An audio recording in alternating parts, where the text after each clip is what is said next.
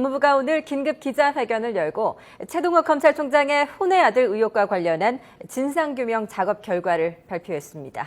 황교안 법무부 장관이 진상조사 결과를 토대로 최동욱 총장의 사표 수리를 건의했습니다. 네, 취재 기자 연결합니다. 배성준 기자. 네, 서울중앙지검입니다. 네, 최 총장의 혼외 아들 의혹이 사실이라고 의심하기에 충분하다는 게 이 법무부의 진상조사 결과군요. 네, 그렇습니다. 이 법무부가 그와 같은 내용을 방금 전에 발표를 했는데요. 이 최 총장에 대해 지난 13일부터 진행한 진상규명 작업 결과입니다. 핵심은 두 가지입니다. 먼저 법무부는 해당 의혹이 사실이라고 의심하기에 충분한 진술과 상황을 확인했다고 밝혔습니다. 그 근거로는 세 가지를 들었습니다. 먼저 최 총장이 아이 어머니로 지목된 임모 씨의 레스토랑에 상당 기간 자주 출입했다는 점을 확인했다고 밝혔습니다. 또 10년 전 최 총장 고검장 시절에 임 씨가 부인이라고 말하며 최 총장 사무실에 방문한 점도 확인했는데요. 이 과정에서 임 씨가 직원들에게 피한다고 될 문제가 아니다라고 언급한 점을 확인해 두 사람의 관계를 의심할 만한 부분이라고 설명했습니다.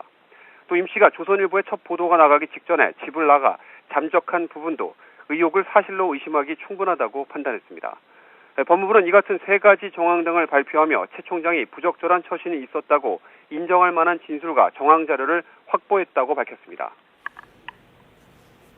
네, 이 같은 결과를 토대로 황교안 장관이 최동욱 총장의 사표 수리를 건의했다고요?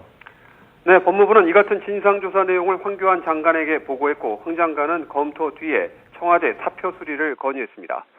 진상조사 내용과 검찰에 조속한 정상화 필요성, 또 최 총장이 진상규명에 협조하지 않고 있는 점 등을 종합적으로 고려했다고 설명했습니다.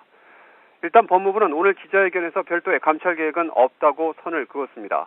그러니까 청와대가 최 총장의 사표를 수리하면 그때부터는 전직 총장이기 때문에 더 이상 감찰을 진행할 필요가 없다고 판단한 것으로 볼 수 있습니다. 실제로 지난 6일 법무부가 최 총장에 대한 감찰 방침을 밝힌 직후 최 총장은 사의를 밝혔고 감찰도 자연스럽게 중단되는 것으로 판단됐습니다. 하지만 청와대가 사표를 반려하면서 최 총장이 본인의 의사와 상관없이 현직을 유지하게 되며 정식 감찰 전 단계인 진상규명 작업이 진행됐습니다. 법무부는 오늘 진상규명 발표 끝에서 국민적 의혹이 제기된 사안인 만큼 남아있는 법 절차를 통해 구체적 내용이 더 밝혀질 것이라고 말했습니다. 현재 최동욱 총장과 조선일보의 민사소송이 진행 중이고 또 혼외 아들로 알려진 아이의 자료가 유출된 것과 관련한 고발 사건 등이 있습니다. 따라서 남은 법 절차는 이런 부분들을 통해서 유전자 검사 등이 이루어질 경우 진실이 가려질 것이란 취지로 풀이됩니다. 지금까지 서울중앙지검에서 YTN 배성준입니다.